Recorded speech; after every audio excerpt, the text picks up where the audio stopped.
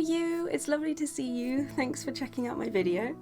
And I wanted to carry on talking about things that I wish we'd known earlier on in our life as a system. And these are just like some main points that we've got from all sorts of different places. So let's just crack on with it today. So the first and most important point that I think is the most important point for anybody, for anybody studying DID, any DID system, for anybody trying to understand DID, all of the things. The most important thing is that every system is different. It's something that you hear a lot with a lot of different disorders, with things like autism or ADHD, like that's really important. So for us, when we were looking early on at other systems and we were watching YouTube videos and we were doing all the reading, we sort of felt like maybe we can't actually have DID, you know, and well, maybe this is all just, I don't know what it is, but maybe that's not us. But your experience will look very, very different from the next person's experience.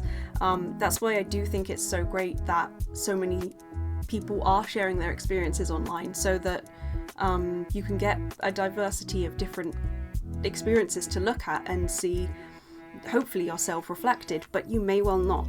And that was the experience with us, and that can feel a little isolating and confusing. So just remember that everybody's experience is different and may look completely different from yours. As an example, and this is sort of another point, the presentation of amnesia doesn't have to be what you expect. It doesn't have to be what the media portrayal is or what the common understanding of amnesia is. Amnesia doesn't have to be blackout amnesia. It doesn't have to be that one of your headmates fronts and you completely lose that chunk of time. That, you know, you don't remember anything about what they did and you wake up and you're like, where am I? Why is this person talking to me like I know them? You know, while those experiences are very common, and again, not to invalidate those experiences for those people, that is a part of DID. Amnesia doesn't have to always look like that. That was a big one for us. We were like, I can remember things. I know what I did yesterday. I know who I am. I know all my friends. So we thought we didn't have amnesia at all, so that then we couldn't be diagnosed with DID. So that's not true. Amnesia can look like a lot of different things, and also something really important to remember about amnesia: you don't remember. So you don't remember what you've forgotten. So unless you have the signs where somebody comes up to you and says, oh, why did you say that yesterday? And you don't remember saying it. Unless you have explicit things to tell you that you have amnesia, you might not know, because you might not remember what you've forgotten. I know that, especially for us, traumatic things or particularly upsetting things are easily forgotten. You just don't know what you've forgotten. So don't rule out that you might have DID just because you don't experience amnesia in the blackout way. There are other types of amnesia too. So, for example, sorry for the wobbly tape, I've got to apologise. Sometimes it just does this because it's a wobbly desk. We'll see what happens in the future. Please, thank you for bearing with. So, there are other types of amnesia, and when we were being diagnosed, we even brought this up. We were like, well, we don't have blackout amnesia. We don't have that experience. And as we talked, and it was a long process, we learned that we do have amnesia, but just a different type. So if you remember something that your headmate did, but it doesn't feel like your memory, and it almost doesn't feel fully fleshed out, and it sort of almost feels like the footnotes, that counts as a type of amnesia, because it's not your memory. just as an example.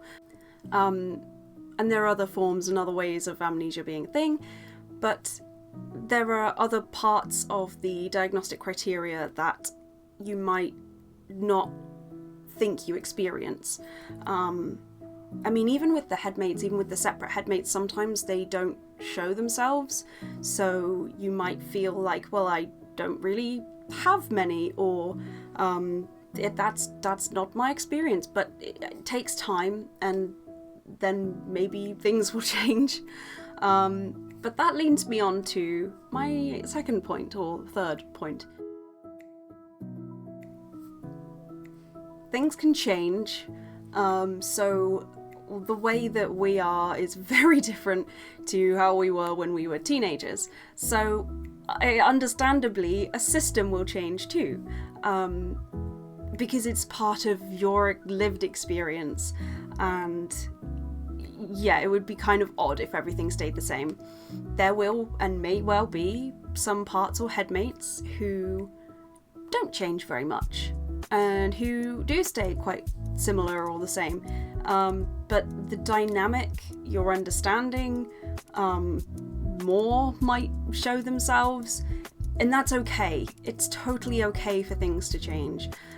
Sometimes change can be really upsetting and distressing and confusing and a lot of emotions, but it will hopefully settle down and become a new normal. It's an ongoing process throughout your whole life, I think, and the idea of final fusion where everybody just comes together, I don't know how realistic of an expectation that is. I mean, if that's something you're going for, then potentially.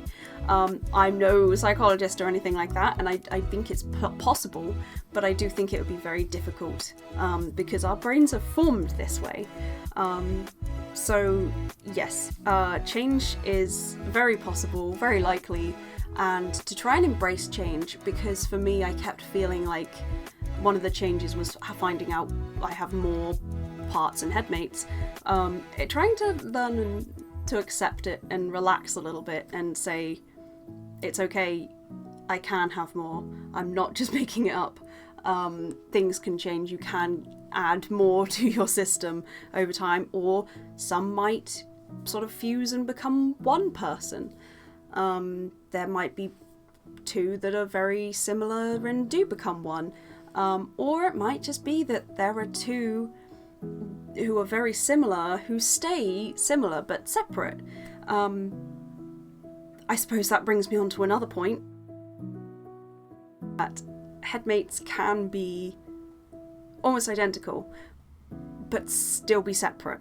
I kept sort of going through in my head and using Simply Plural, which is an app that helps me figure out who's around and who isn't.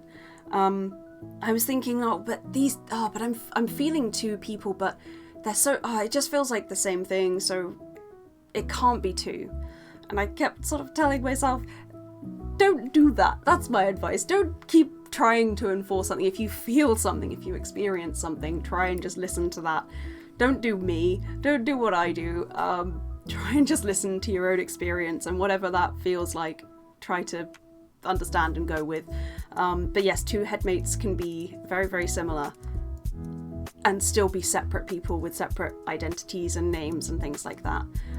They might also be that one is less developed, one is just one particular trait, like, oh, I'm the really positive, happy, bubbly one. And then the other one is the positive, happy, bubbly one who can also deal with sadness, who can also be around when we're having a meltdown or whatever.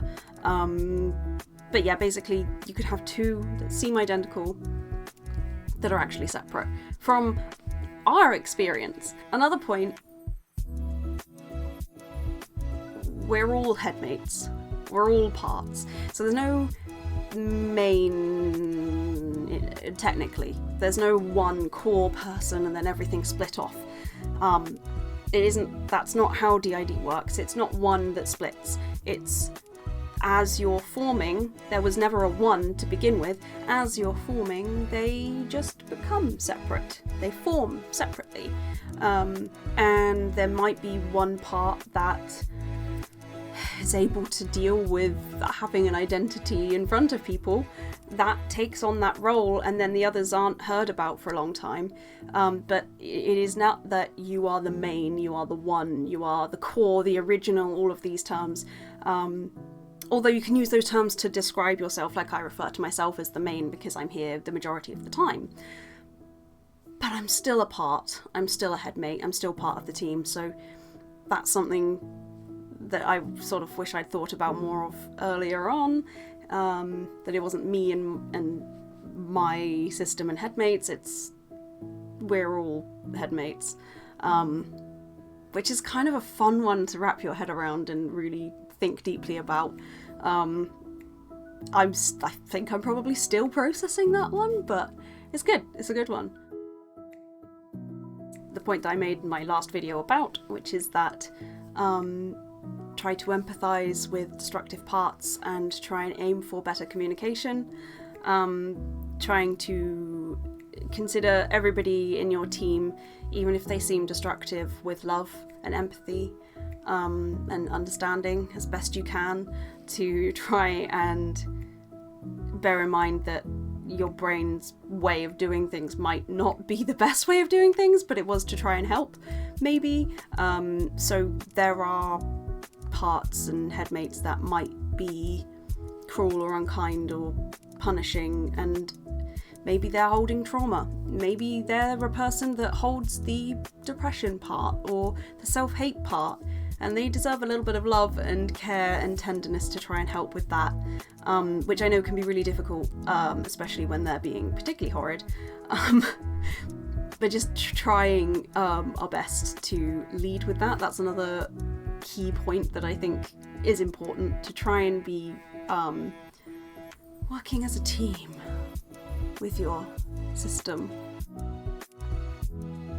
Another important point is that imposter syndrome, I think is the term for it, but where you think it can't be DID, that will keep coming up. I mean, from my experience and talking to other people, that comes up every now and again. It rears its head and says, yes, we can't be DID actually, because and we were diagnosed, and it still happens. So if you're undiagnosed, I definitely can empathise. That used to happen to us all the time. But diagnosed or undiagnosed, if you have DID, you still have DID, and it again might not look the same as somebody else. It might not meet the criteria of the DSM in your mind and from your perception and from your understanding. But that doesn't mean that you don't have it. If you think you do, or thought that you did, or you probably do. Most people who don't have it don't look it up and consider it and think about it and research it and try and figure out if they do or they don't. I say most. I'm not saying everybody. But just, yeah, that will keep happening. So good luck dealing with that as it comes up. But you can deal with it, and yeah, that's not the most optimistic way of talking about it, but yes, it happens. Another point is that, and this one's a little bit emotional for us, but not everybody's going to respond the way that you'd like them to. And I mean, a lot of people are in a situation where they can't tell people, family, friends, partners. It might be really, really difficult to talk about headmates and being part of a system. You know, dating as a system. There's a lot of complexity around that, but people might not respect how you people might not interact with your system the way that you'd like. And that depends on what you would prefer, but even if somebody is very loving and understanding and wants to support, they may not do things the way that you would like. They might not ask about different headmates as often as you'd like. They may not find it as easy to see them as separate people. I think that when it comes to close relationships, like with a partner or a best friend, that hopefully over time that would change. But it's just helpful to kind of understand that the way you imagine things in your mind might not be how somebody else can imagine things or can see things or do things. And if you're in a good relationship, it might be worth talking about that and saying what you'd like. But from our experience, it can be difficult depending on the person. I mean, especially if that person is forgetful or has their own disorders or their own things going on, they might not give each headmate as much time as you'd maybe like. Or, I mean, maybe it might be that you don't want people to keep talking about it, but maybe they do. You know, basically just keep the expectations as best you can to a minimum, I guess. And that sounds really mean. It's something that we're trying to work on still. And it's not meant as a mean thing, it's meant out of love.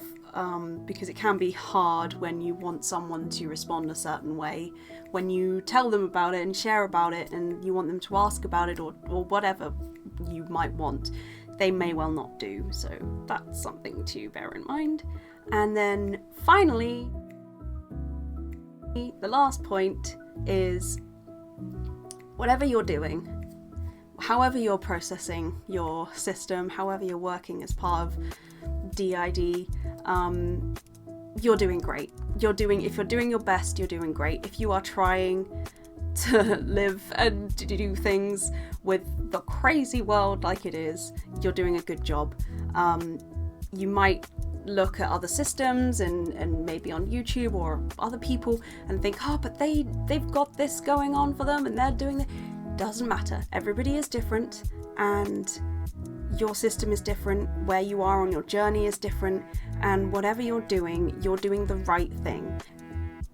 Whatever you feel like doing is likely a good thing, and even if not, you're trying your best, so that's doing the right thing. Like, you're doing as best as you can for yourself, and try to just relax a little bit, as that's the advice I'd give myself anyway, and just let your system flow, let what happens. Try to understand, but don't push it, don't push yourself, don't put too much pressure on yourself. Your system is valid, you're valid, it's real, and there's communities out there, and don't necessarily compare yourself to people on the internet or content creators who seem to have it all together, because likely is behind closed doors they probably struggle too. And that's not even touching on all the various disabilities and disorders that can be comorbid with DID as well. So that's been a bit of a long one. Thank you so much for sticking around to the end. I really appreciate it, and I hope that this has been at all helpful for anybody. So yeah, thank you so much for watching. Don't really have any closing final thoughts, but yes, thank you. And stay hydrated, take your meds, look after yourself and all that jazz. So I shall see you in my next video. Thank you, bye!